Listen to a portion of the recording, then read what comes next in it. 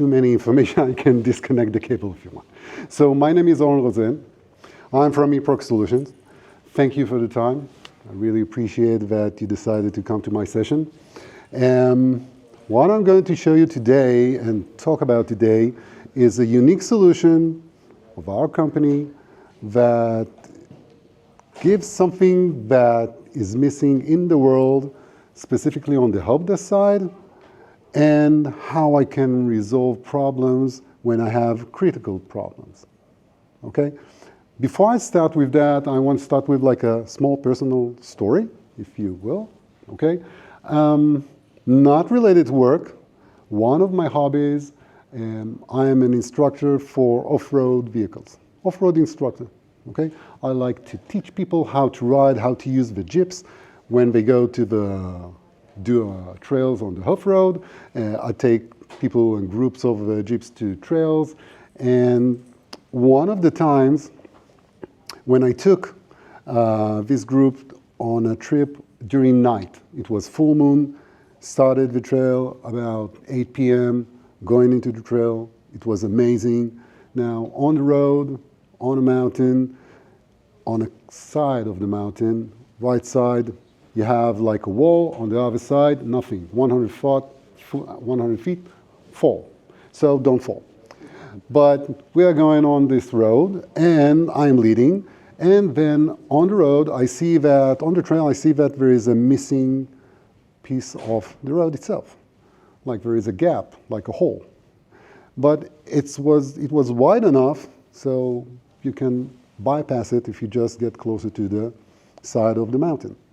Tell everyone in the group, in the communication, tell them, guys, look ahead, there is a missing gap, notice, just bypass it. They said, sure, no problem. I passed. After I think about 30 seconds, I get a call on the radio, I'm stuck. Only one place where you can get stuck on this specific road, on that gap. 100 foot down, dark, you don't see anything. I ask him in the communication, is everyone okay? Yes. Is the car moving? No, it's stuck, it's not moving anywhere. I said, don't do anything, wait, let me come. I arrived to the car, went outside, went to the car, all the other members of the group arrived. I see them inside the car, not moving, looking down, 2 wheels in the air. Okay? The reason he's not falling is because the bumpers are wide enough that they kept him like stuck on the side of the wall, of the trail. Everyone took everyone out, and then people started to get a bit excited. What do we do? We are going to lose the car. We're going to stay here all night. You can start to feel the stress in the sound of all the people. Now, I decided to use that as a learning experience. So everyone said, what are you going to do? We are going to use a winch. We are going to do that. And stress levels started to go up. And I said, you know, guys, what we're going to do? They looked at me, and I said, we are going to make coffee. First of all, leave the car, go to the side, let's make coffee, sit down, and see what we can do. Stress level started to drop down. Now, taking that example to the IT world, if I have a crisis, IT related, in my organization, downtime, everyone is not working. I have an IT outage. And I tell everyone, guys, let's go make coffee. Most likely, I will get fired.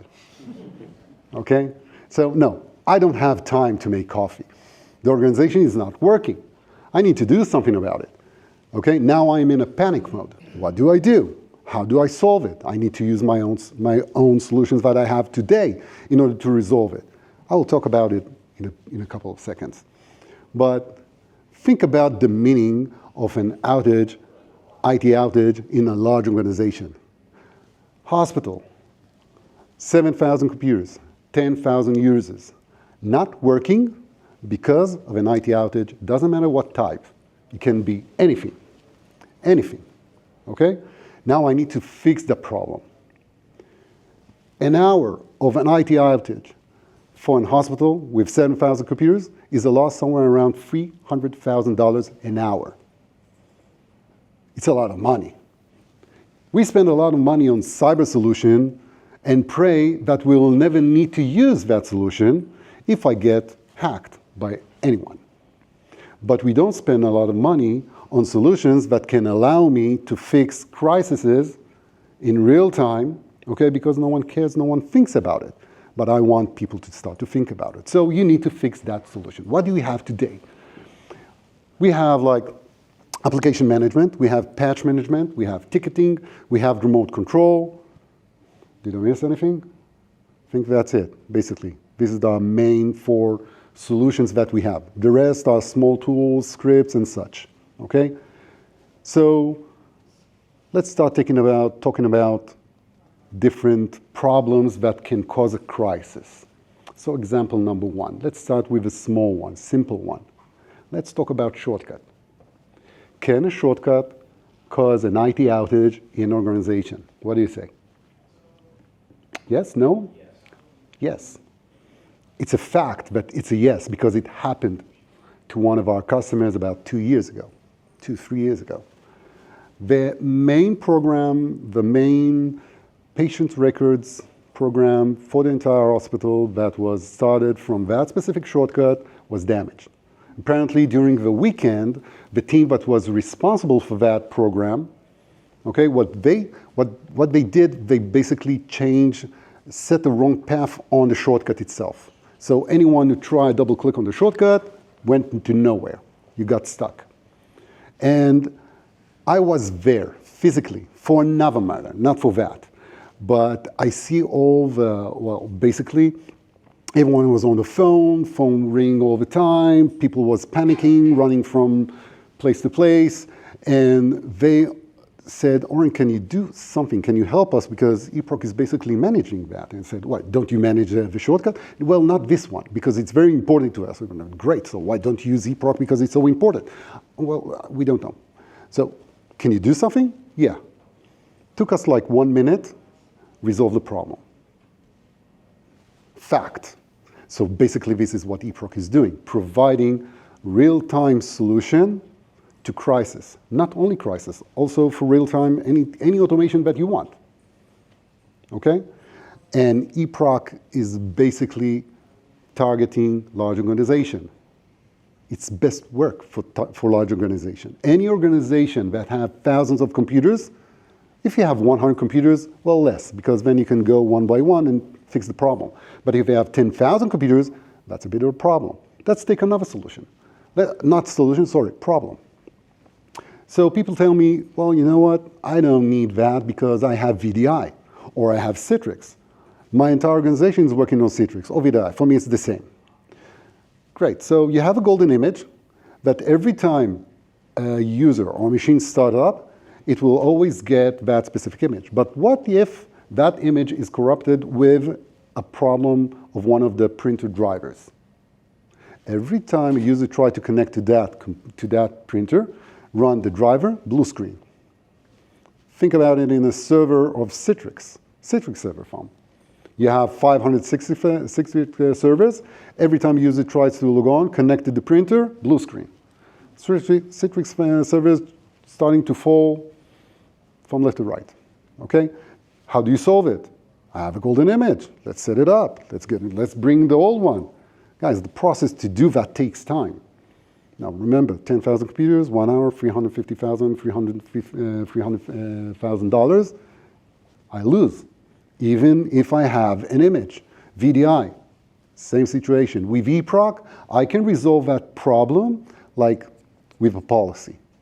Okay? Now, any questions before I jump into the demo? Do you want to know more before I jump in? Because I talked about magic. Well, it's not magic. Okay? What we did, basically, we created a unique communication protocol allowing us to send and get real-time information between all computers in the organization and the eProc server and the IT manager. Okay? So that's what we do. And what I'm going to do now is basically give you like a couple of examples. What I'm going to do, we'll give you somewhere around, let's say, 8 to 10 examples. I think that will fit in the time. I will start with examples related to technicians, one-on-one solutions, okay? Then I will show you how I can do the same things, well, most of the things, but automatically. We'll show you automation. So let's find a user. I hope I will find someone. Let me just click one, select one that is.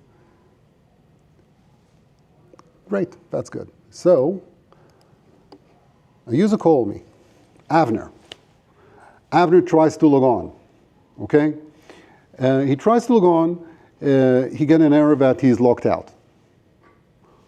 He's locked out. So usually, help desk, go to the AD, find the account, unlock the account, Avner tries to log on again, no, still locked out. After the second, third time, the IT guy understands that Avner sessions or account is locking him someplace. I need to find it. With a lot of computers, that takes time, okay? Now, with eProc, well, this is basically the main dashboard that the IT sees like constantly. What I have here are the computer names. I have the IP address.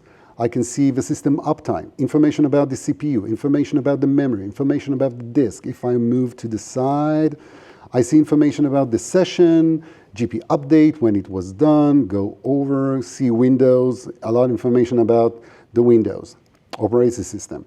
On that specific environment, I have 3,200 computers. To those 3,200 computers, there are closer to 3,400 computers, users logged on to. So how is it happening? Because they did switch user. Happens a lot in banking. Anyone that uses the same computer and with several users. So with eProc, let's type in Avner, well, a lot of Avner. Let me find someone, specific username. Let's take this one, CA, great. So Avner.ca, this is the username, click enter. No. Got 3 computers, got 4 computers. 4 computers, like with a click of a button, where I found Avner account. Okay, now why on this over here I have Avner CA? Well, he is connected. I want to see someone that is disconnected. Disconnected, let's take, I can see all the disconnected users. Paul.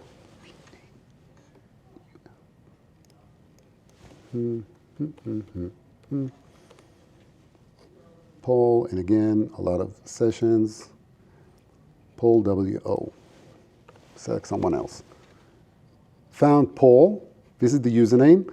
Found all these computers. Okay, so we have like 7 computers where this specific account is connected to. You can see all the active users. Paul is not listed over here, but if I click on 4, show additional, click on the 4, here you go, Paul is over here, disconnected. Now I can send Paul to these computers and ask him to log off, or I can select those computers, right click, go to commands, log off. If I will click log off, it will be done immediately. eProc will automatically log off that user session from all the selected computers in real time. Done. Like finding and log off that session takes me like no time. Okay? Example number 2. Let's go to another computer and play with a user that I have access to. So this one. So Mary is currently logged on, and let's say she's logged off. Mary Stern. She's logged off. Now, usually to do a log off, I go to the AD to do that. But with eProc, I can go and click the user account, see all the information about that account. From here, I can unlock the account. I can reset the password. I can expire it. I can see all the security groups, if she has any. She doesn't. Interesting. But I can add. I can remove. I can see information about the address, all the attributes, a lot of information about the account without going into the AD. Okay, so I consolidate the things that you do today with multiple systems. Another example. Mary calls me and tells me, look, I'm trying to log on, but I see a message that the computer lost trust with the domain. I showed that example to some of the people over here. Okay, with eProc, select that computer, go to computer account, get information about the computer account, see the security groups, all the member of that account. I can add, I can remove, I can rename, I can set and edit the system description, full qualified domain name. I can see the OU, I can change it. And from the bottom, join and remove from domain. 3 options, join, remove, and rejoin. If I will select the third one, click next, yes, restart after the action, click next. If I will click confirm, eProc will do 2 actions, one after the other. It first will remove the computer from the domain and restart. Once it will be up and running, it will join the computer back to the domain and restart again. After the second time, I will tell Mary, look, the computer is going to restart twice. After the second time, you can log on. If you have a problem, call me. She doesn't call you. Okay? So again, something that will take a long time. With eProc, no time. Let's do another one with Mary. So all I want to do on Mary's computer is run something. Run a command, run a script, run whatever you want. Doesn't matter what. Okay? Let's say I want to do ipconfig flush DNS. Simple, right?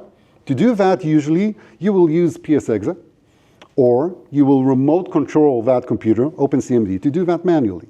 With eProc, again, finding the computer, I do it with the username. Got the username. Over here, I have here predefined commands, like custom commands. And I have one of them, ipconfig flush DNS. Double click on it, send the command, got a reply, double click on the reply, here it is, done. Okay? Like, take ipconfig all. Got a reply, done. This is how fast eProc is doing, is working. Okay? Let's go another one. Let me minimize that, change the size of that screen so we can see 2 systems at the same time. Let's do like, I think that's good. So you know what, before that, do you use registry to basically regedit in order to edit remote machines? Great. So this is the computer. Instead of going to regedit to do that, you can do it straight from eProc. Not only you can see the local machine and all the information, I can also see the current user. This is something that usually don't have access to. Current user, you need to remote control the computer in order to see the current user of the logged on user. But we can do that remotely. By the way, we don't use Microsoft ports or Microsoft specific communication protocols in order to do that. We use eProc to do that in our communication protocol. So I can also go to any place I want. So you know what, instead current user, let's go eProc, for example. I can go and add, I can go and set, I can change, I can edit. I can even take like 2 computers. Let's take, instead of that, demo, 2 demo machines. If I select 2 of them, click regedit, now I can compare between 2. Software, eProc. Okay, so on the blue one, this demo Win11, this is the only one that has this registry value. It does not exist on the second machine. From here I can go, not add, sorry. If I will go double click on it, just click OK, it will ask me, do you want me to duplicate it to the other computer? So I can do comparison between registry. For system guys, this is very helpful. So going back to that machine. So I gave that example on a video to anyone who was in the booth. I will show you in real time how it works, like live, not a video. So this user is allowed to use 7-zip, but it's missing. So I have like big fix or SCCM deploy 7-zip across the organization, 10,000 computers, 1,000 didn't get it. What do you do? 1,000 people call the help desk, they remote control, install it manually. With eProc, go here, this is the machine.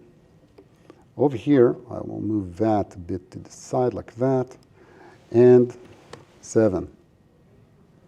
It's too small. Too small. Here it is, 7. Double click on it. So I'm showing over here like a small pop-up. I can change the color, change the text, show it, not show it, you decide. When the user sees that and acknowledge it, I can see the acknowledge on my console. Okay, so I know that he's seen it. If I will go now on a shortcut or any file, select from options, here it is, 7-zip, done. Time, this is what we do, we save time. Next example. This user is missing drive queue. Call the help desk, go, do connect, you know the drill. With eProc, let me move that to this side like that, just so you will see how it's working like that. Now, taking that computer, double-clicking on it, I will open another view, another screen, showing me streaming of information, real-time information on that remote computer. I see all the processes. This is like real-time information about CPU, memory, and such. If I will go to network drives, and I see, yeah, okay, drive queue is missing. So just for the demo, let's do a copy, connect, select, drive queue, paste it, okay, yes. You see over here, done. And you can see it over here. Oh, you're not allowed to use the drive queue. Right-click, disconnect, yes, done. Okay? Let's go to printers. The user is trying to print something, but my sales printer is missing. It's not here. With eProc, we know the manual way. With eProc, go to printers. So this is the printer I have today. Sales is missing. Right-click, connect, select, sales, click OK, click yes. If I'll go back here, you'll see it's installing. Here it is over here. Going back here, right-click, set as default, yes, go over here, done. Something that takes a lot of time. With eProc, like within seconds. Not only that, because of security issues, standard users are not allowed to install a driver if it's missing. eProc on the computer level is installing the driver if it's missing, and then the standard user only doing the connect phase. So I don't need to grant the user the privileges to do driver installations. Okay, a lot of unique solutions that are unique to eProc. Next example. Oh, the next one I like what? So remember 7-zip? Guys, any place you see 7-zip installed, remove it. Here is 7-zip, double click on it, uninstall. Yes. Give it a couple of seconds. Gone. Go back here, right click, show more options, no 7-zip. So would you be able to search for an outdated version of Acrobat on your entire enterprise, everything that has HTML?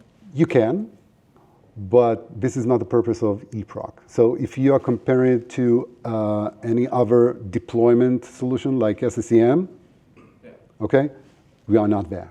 Okay, this is not a purpose. We are not here to replace SCCM or any deployment solution, but if that solution is not working for any kind of reason, you can use eProc to basically complement and fix the deltas. Okay? So again, still on the technician side, I think I know example number 6. For any kind of reason, the technician decides to give that standard user admin rights. Doesn't matter why. And even if you need to, it's not allowed in the organization, okay, even if it's not allowed in the organization, he decided to do that. So you tell the end user, look, I'm going to give you admin rights, but please tell me, okay, when you don't need it so I can remove you, because if people will catch me, they will basically fire me. With eProc, take computer management, right-click, go to run an admin. Let's type in Mary's account info.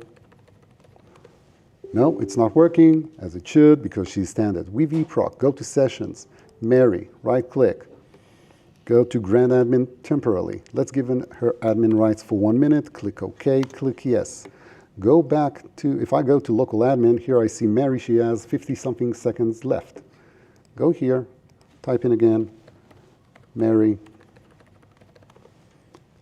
done, opened. In less than 1 minute, eProc will pull her out from admins. I will show you like last example. Is there a delay when you do it for thousands of machines? Like how much time? No. Let me show you the right example regarding like thousands of machines, 10,000 computers, okay? So over here, I'm missing drive Q. I'm missing a shortcut that is called my notepad.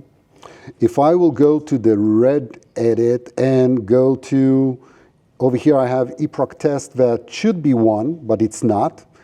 And if I go to support portal and double click on it, this is what everyone is looking and seeing in the organization, okay? And I want to pop up a message for that there's going to be a maintenance or some kind of notice for, I don't know, security, show a notification with eProc. Escape that, go to virtual technician. This is where we manage all the policies. Go to network drive. Select these two, click enable. Select these two, my notepad, support portal, already created those. Registry, enable. Let's go to advanced policies, pop-ups. No, you know what? Happy holidays. I want to show happy holidays to all the organization. Click OK, click commit, send. What's now happening? eProc server is basically preparing all the information to be published, okay, to be broadcast. Once it's broadcast, it will be done across all the organization in real time. Like 5,000, 10,000, 50,000 computers, commit, done. Like in less than 1 minute, everyone will get it and will run it, okay? So once it's done, you'll see it's running in the background. And what will happen immediately, so you see over here, happy holidays. Not the time, but regardless. And I'll close. And I see drive queue that is missing. Over here, eProc test, if I will click F5, now it's 1. Here is my shortcut that was missing before, and support portal, if I double click on it, it will go where it should. Okay? Even more, if I go to eProc test, change that to 0, go to that, right click, disconnect, take my notepad, delete that. In less than 1 minute, eProc will restore it automatically. No need to log off, no need to restart, on the fly, in the background. Okay? This is real-time automation. I think it's like a unique tool that no one else has. It's not like anything that you've seen before. And as you see, again, it appears. Go here, you see eProc test, F5, change it to 1. Done. Is it using a specific agent that needs to be installed on each machine? There is an agent. Is it using a specific admin privileged like user to run these tasks on each machine? You do have, so join to domain, for example, you do have an application user, but none of our services, none of our processes are running with that account. They will all use the local system account. If I will need to use it, like all services, as it should, system, okay? But if I will need to use it, I will use it in the background. So example, I need to run a PowerShell script. With eProc, I can run a PowerShell script encrypted, run it in memory with any credentials that you want, okay? We open a block of the memory, push that script into that memory, run it with any credentials that you want, and once we finish to run it, it will close automatically and delete it. So nothing is saved to the disk, nothing is saved in the memory. So for the join to the domain one, will it have that user preloaded Yeah. with the agent, or will it load it during your action? No, it will be preloaded. So will all systems in the organization have a user account local? You will set even like SCCM, okay? You have one user account that you need to use from time to time. You preset that in eProc. eProc will use it when you'll need it. Okay, so join to domain is one of the actions, is one of the examples. Okay? Any other questions? Does this product work in conjunction with Intune? With Intune? Yeah. Well, near Intune, in parallel to Intune. So let's say Intune is not working, okay, or you're missing Intune. you can basically use eProc to install Intune. Okay? So it's a fallback, basically. Okay? And yeah, it supports Intune machines. So. Is this agent capable of doing Mac? No, only Windows. Only Windows. We support only Windows. Yeah, Right. yeah, it's stuck there. So this is using eProc's servers, correct? Or, so you said this is an agent that's getting installed. I'm assuming cloud-based servers? Not cloud-based, on-prem. Nice. It's an on-prem installation. It's not, as you can see, it's not web-based, okay? It's the basic of the basics of client-server programming, okay? Why? Because in eProc we believe that using web is more hackable, okay? Most hackers, if not all of them, attack from the web. So with eProc, because it's on-prem and because of all of our customers are under regulation, not allowing them to use the cloud or using the web, it's on-prem. That was going to be my next question. Most of us in like the gov space, Yep. FedRAMP kills pretty much any option. I know. Choosing anything else. This is exactly why you need eProc. If I had a sales guy on their home internet who gets a trust relationship issue when they try to connect to, not trust relationship, but when they try to connect to VPN, they're blocked out. You know what, I answered my own question, that's all. By the way, you can set up a policy in eProc, okay, to check constantly, like every minute, the state of the VPN agent, and if it's malfunctioning, run something to remove it and reinstall it or change whatever settings you want. So I could build my own custom solution. Predefine them, yeah, exactly. You can create your own policies, any policy you want, Awesome. okay? I mean, any action that you want, you can run, or Yeah. limited to specific type of, I don't know, commands, actions? Anything you want. I'm curious about resources. Great, let me show you. How much resources it takes? Take a look. So, now think about it. 'Cause they're This is coming eProc. back quite often, and you're also Look, this is eProc. From here, EP client, this is the only process that is running on the user level. The rest of them up to here, they are service. You don't see even the user because it's running on the system. Take a look at the amount of CPU and memory that we take.